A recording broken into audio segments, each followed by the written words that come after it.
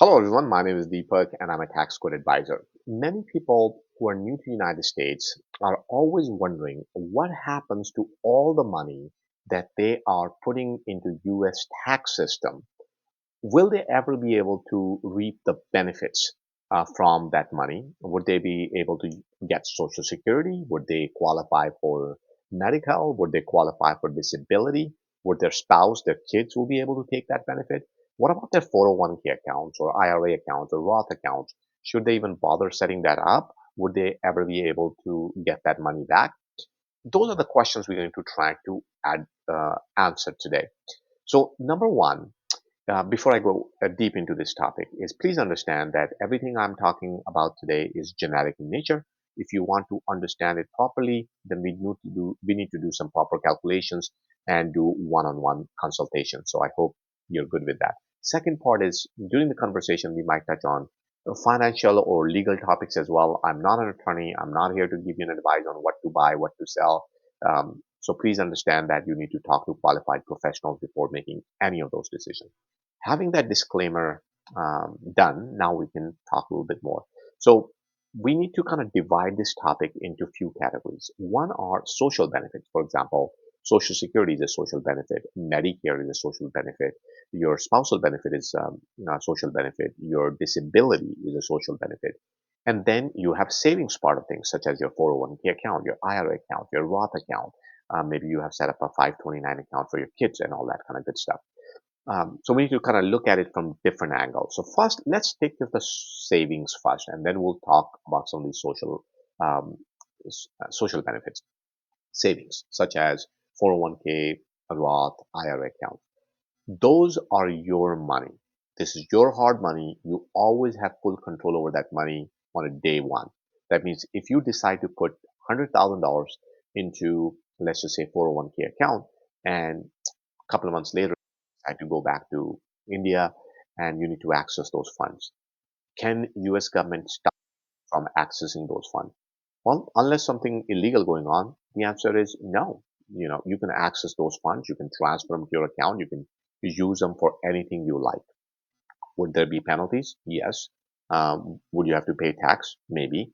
So all those problems exist, but you might be able to get away with a lot of those by just doing proper planning. So if you think you're going to do that, then just meet with a tax professional and have them plan that out for you. Why I'm saying that is because I see many new immigrants, they don't set up a proper 401k account, Roth account, IRA accounts because they're afraid that when they leave the country, these accounts are just waste of money. That's just simply not true. These accounts have a lot of benefits, such as tax benefits, tax-free growth. Um, you should be able to take advantage of those. And if you're not convinced, then we just simply need to run the numbers. Sometimes people say, well, I'm going to go back to my country, let's say India, for example, and I'm just simply going to use my money there. Why put the money in the US system? And that's a fair point. But I want you to understand about implications of inflation, about the currency devaluation, about the growth prospects, about safety, security. I think when you consider overall picture, you might find that it is still in your best interest to put your money in the United States. That's number one. But once again, I don't know. We should definitely sit down and do some math and see if it still makes sense. So, so please don't skip these plans just because you're thinking that hey, one day I'm just simply going to go back to India. Which that's just not a good enough argument. I think you should have a lot more to skip this part. Now, uh, is it okay to put money in India instead of putting in 401k? Yeah, that's your personal choice. Nothing wrong with that. But that comes with its own implications, such as now all of a sudden you have to report it on FBAR, you have to deal with devaluation and all that kind of other problems. So as long as you're okay with that, I'm fine. And so any savings account, whether it's your Roth account, whether it's your IRA account, 401 account, this logic always applies. Savings is your money. You can access it no matter where you are in the world. That's one. And number two is social benefits. So like I said, social benefits we can kind of divide into various segments. One segment could be your social security benefits. Another segment could be your medical third segment could be disability insurance, and fourth segment could be, for example, your spousal benefits. So, that payroll tax that you pay, it covers a whole lot. And I have a separate video on payroll taxes altogether. But the way payroll taxes work is if you're a W-2 employee, you pay half of it and other half is paid by your employer. So if you're working for somebody, please do understand that they're actually supporting your retirement. Now, that's not always the case because let's say if you're self-employed and you have your own business, some side hustle going on, in that case, you're paying the employee and the employer portion. So you're actually paying more into the Social Security. So before I get into benefits, first thing we need to determine is should you be putting that much money into Social Security to begin with? That might not necessarily be true. Sometimes I meet with business owners who have multiple businesses going on, and they have husband and wife, and they all are putting a lot of money in Social Security. But when we do the math, we realize that it just doesn't make sense. They can put the minimum amount in Social Security that is required by the law, and the rest of the money could go into whatever their choice of investment might be. Maybe they're really good at crypto or real estate or stocks or whatever their favorite choice is. That might be a better option. So first we need to determine how much money you should put into Social Security. Now, some of you guys are going, wait a minute, I don't have a choice. My employer just takes it out. You're right. If you're a W-2 employee, more than likely you don't have a choice. But if you have some sort of side gig going on, if you're a business owner, then you do have a lot of choices. So that's the first thing we need to look at. Second thing is who qualify for the benefit. Let's say if you work here for 20 years and then you go back to India, would you be able to claim the benefits? Absolutely. You are more than likely going to be able to claim those benefits regardless of what your visa status is. Now, if you're illegal, that's a whole different story. But as long as you are on a valid visa and you put money into your Social Security and you have done that for more than 10 years, meaning 40 credits, you have accumulated at least 40 credits, then you do qualify. So you're good to go. No matter where you are, even if you're in India, Pakistan, Bangladesh, you can claim Social Security. However, I do advise my client to let the Social Security Administration know that you are overseas, because just in case they want to notify you or some change happen, they understand that you're not in the country. So that's one thing you do need to keep in mind. But yes, you would qualify for your Social Security benefits. Now, would you qualify for Medi-Cal? Well, Medi-Cal doesn't work overseas. It only works in the United States. So if you're not here, that's not going to help you a whole lot. What about disability insurance? So disability insurance, once again, will kick in as long as you are in the United States. They're not going to pay you disability if you're overseas. So keep that in mind. What if you didn't really work for 10 years? What if you work for 5 years or 6 years or 8 years? What happens then? So that's where we have a blind spot. Basically, there is no real answer. The idea is if you work for less than 10 years, less than 40 credits, then you do need to make up for those that difference, whatever that might be. Maybe you come back after a few years and complete the rest of the years of service so you can qualify for Social Security. Or there might be some treaty between your government and the United States. I know India is working on that right now, trying to make a treaty with the United States that, hey, some of our people are not able to use this benefit and they're putting money into the system. So maybe the US and India will come to some sort of conclusion around that. But as of today, I don't have an answer. So if you have less than 10 years, that doesn't work. So we talk about Medi-Cal, we talk about Social Security, we talk about how we fund the Social Security as well. Um, so that's basically how it works. Spousal benefit. Let's talk a little bit about that, how that works, and maybe we can get into deeper later on if we still have time. So spousal benefits work on two ways. One, spouse can claim benefits based on their own work history. That means they were authorized to work in the United States and they put money into their own Social Security account. They will be able to claim that. But they can also claim it based on your income. So let's say if you have one spouse who did not work in the United States, after you claim your benefits and they reach their retirement age, they can also claim benefits based on your income as well. So that's a cool little benefit for them as well. Um, so that's what happens with Social Security. So let's dig a little bit deeper into this. So before I go any further into this, let's understand why you might not be able to claim your Social Security benefits.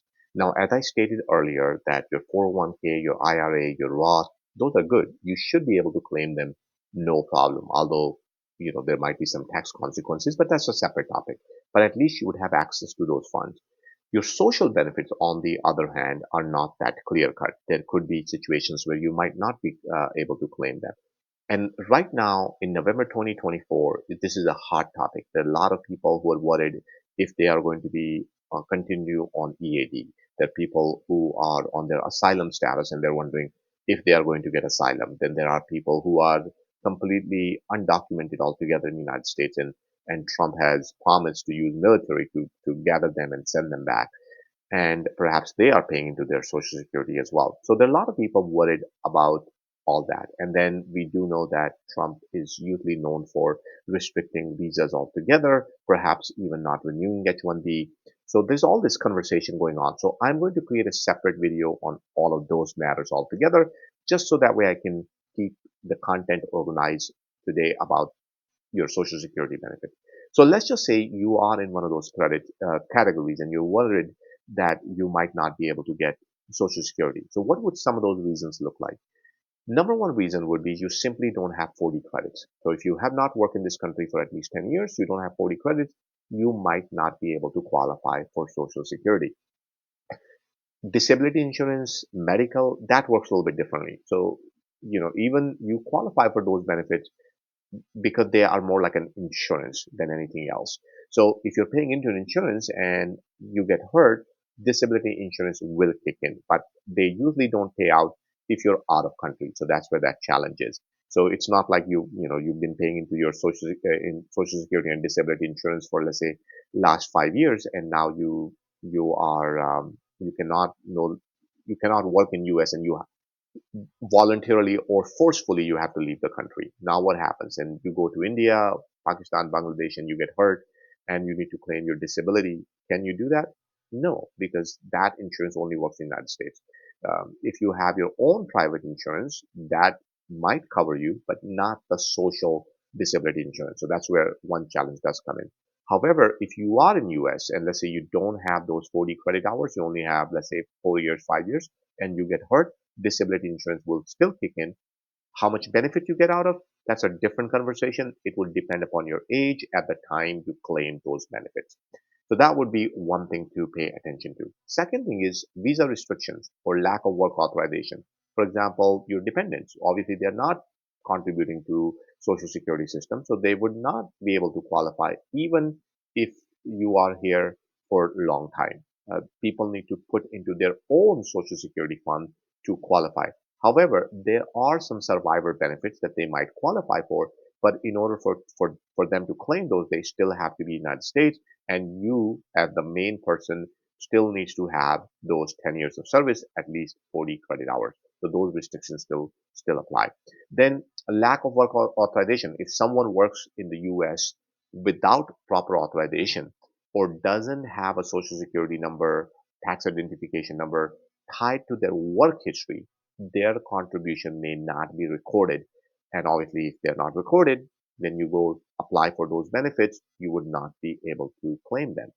So I'm referring to some of you who are perhaps just working under the shadows. Maybe you're working at some place which allows you to work, and they're saying, hey, don't worry about all this stuff. Use a random social security number, or they come up with some clever way for you to survive. Problem with that is they're making you pay into the social security system, but you would never be able to use that benefit. So I would not do that. My advice to you would be is get a tax identification number. Some people are scared. They don't want to get that. Trust me, IRS does not worry about your immigration status. IRS says, look, everybody, whether you're legal, illegal, whether you're documented, undocumented, they still want you to pay your taxes. So my advice to you would be is get a tax identification number and consistently use that forever. As long as you are working, you're paying into the system, use that tax identification number. So if things changes in future and you're able to become legal one way or the other, those benefits are yours to claim. So that way you don't just walk out. So many times I meet with people who are living in this country for 20, 30 years sometimes, and they've been using a random social security number, a random tax ID number, paying their taxes, and then one day they become legal one way or the other. And when they become legal, they go apply for a social security number. and they just never worry about their past life. They're leaving all that money on the table. Not a good idea. You should be able to claim those benefits if you consistently do it. Now, you may ask, Deepak, are you saying I can claim Social Security even if I'm illegal in this country? No, that's not what I'm saying. What I'm saying is undocumented workers do not qualify for these kind of social benefits, although some states like California does offer them some benefit.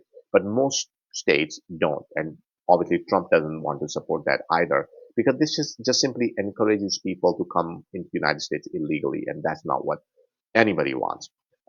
So I'm not saying that you will be able to claim it. What I'm saying is every now and then there are opportunities for people to become legal. Maybe by marriage, maybe because of asylum, maybe because of DACA, maybe because of some other government program. And they allow people to become legal. And one of the things they look for when it comes down to deciding whether they should become legal or not is have they been paying their taxes. So consistently paying taxes, consistently having that tax identification number for many years will go in your favor if that happens. And once you become legal, you will qualify to claim for your social security benefits. So, so that's what my advice to you would be if you are in this country illegally, or somebody is telling you to just use some random social security number. Another important point I want to bring up is tax treaties. Sometimes tax treaties can restrict benefits as well. So I'm not going to go into that because that's a big topic. And perhaps that's something you should discuss with your immigration attorney, depending upon which country you're coming from. So those are some of the reasons why I think you might not qualify for these social benefits. Having that said, let's take a look at how does the social security benefits work? When should you claim them? What are some of the things that you should pay attention to? So what kind of benefits would you qualify for when you reach your full retirement age? That means age 67 as of 2024. It might be, 69 or 70 in a few years, but as of today, 67 is good. Well, obviously, you are going to get your Social Security benefits. That means you get your monthly paycheck. You will also eligible for Medicare benefits, and you will be eligible for disability benefits. But in addition to that, your spouse is also eligible for some benefits as well. So we're going to talk a little bit about that as well. And then there are survivor benefits that if you die, something happens to you, your family might be able to claim some benefits on your behalf as well. Okay, so number one, retirement benefit. Like I said, as long as you have put in those 40 credit hours, you have worked for at least 10 years, you will start receiving that monthly paycheck once you reach the full retirement age of 67. You can claim your retirement benefits as early as age 62, and you can delay it as late as age 67. For some of you guys, it might make sense to claim it at age 62. For others, you might be better off by waiting till age 70. It just depends upon what your unique situation is like. Anytime people are thinking about retirement, whether they are on a legal immigrant status or illegal immigrant status, they have put the money into Social Security and now they're planning. I strongly recommend set up a personalized consultation appointment.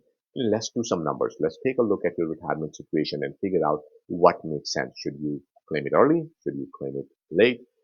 That one decision can have a major impact. So let me give you a quick math. If you claim it early, let's say you claim it at age 62, typically you're taking a 30% haircut on your Social Security benefits. Versus if you delay it to age 70, you might be able to get a bonus for anywhere between 20 to 30% on your total benefits. So we're talking about, let's just say if your benefit was $1,000, the range could be anywhere between $700 all the way up to $1,300.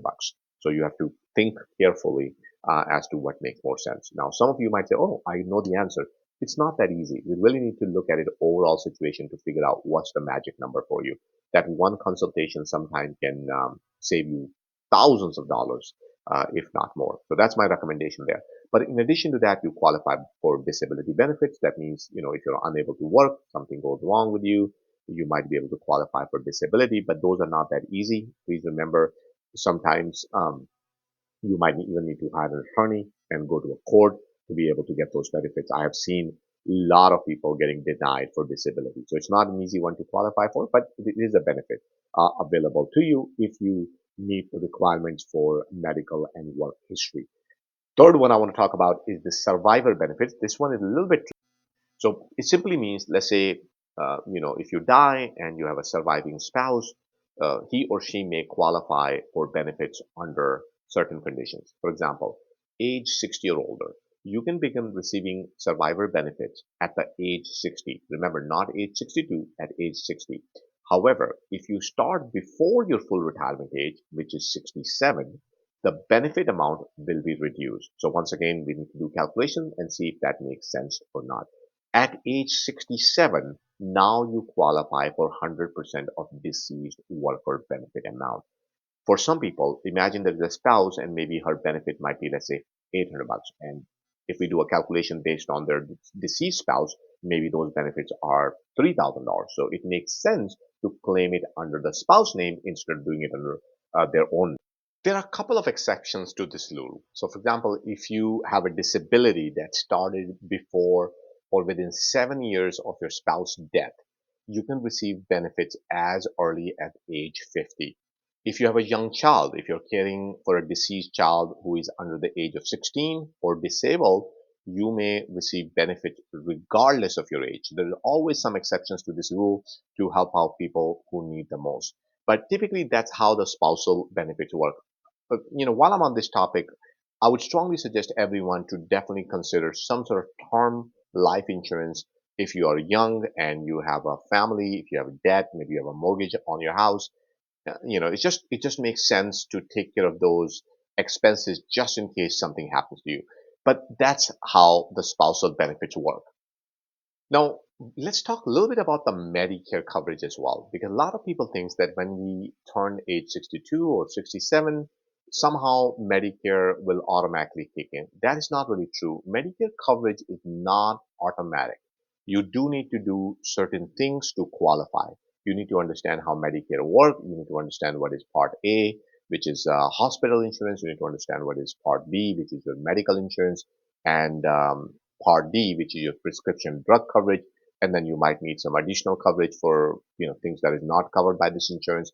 You might even concern a long-term care as well. That becomes all part of that your medical planning as well.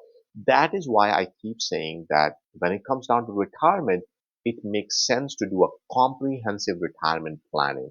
Lot of tax professionals don't do it. Sometimes people go to like an insurance guy to give them some piece of information. Sometimes they go to a local hospital. Sometimes they go to a local worker. I think you need to get a comprehensive understanding of how the retirement planning works. It's usually about 4 to 5 hours of conversation. If somebody is not offering that to you, that means you're not getting the entire insurance, entire retirement planning. We need to take a look at your social security benefits. We need to take a look at your tax point of view. We need to take a look at how are you going to spend your retirement. We need to take a look at your other sources of income. We need to take a look at your hospital insurance. We need to look at the disability insurance. We need to take a look at the um, your prescription drug options and hospitalization. A lot of things needs to kind of become part of this retirement planning. That's why I say that it makes sense to do a proper consultation to get an overall understanding of how your retirement expenses and income will look like. So I think we have covered this subject matter in great detail, but I don't want to make it any longer because I think if we do it any more longer, I will probably be confusing you more than I will help you. So if you are into that group of people who are worried about going back to India or your country of origin, and you're wondering, hey, what's going to happen to all my benefits? I would say there is some risk, especially if you have not spent entire 10 years into this country, there is some risk there. Um, but it's not the end of the road. Maybe you can come back to the United States. Maybe you can look into alternatives. A lot of people think that the only way to come to the United States is because you are on H-1B. You can consider to become a student. Maybe you pursue a master's program. Maybe you decide to do a business here. There's just so many other ways where you can continue to contribute into your social security program if if you understand how one thing can lead to another. So it's like a comprehensive plan. So it's still not the end of the day. So one thing I would recommend is don't get super worried about that. Second, if you want to understand what we think more than likely will happen, I'll create a separate video on that and take a look at that because obviously Trump does have some policy that is getting people concerned. but how fast will he be able to implement those? What kind of risk we are talking? So I can talk all of that in a separate video altogether.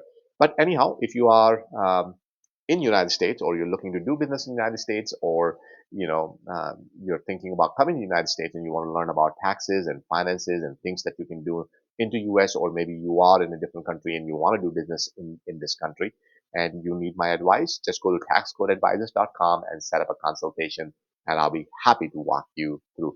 And before I let you go, please do like, comment, and share your thoughts. That way we can keep this community engaging and we can continue to bring more quality content to you.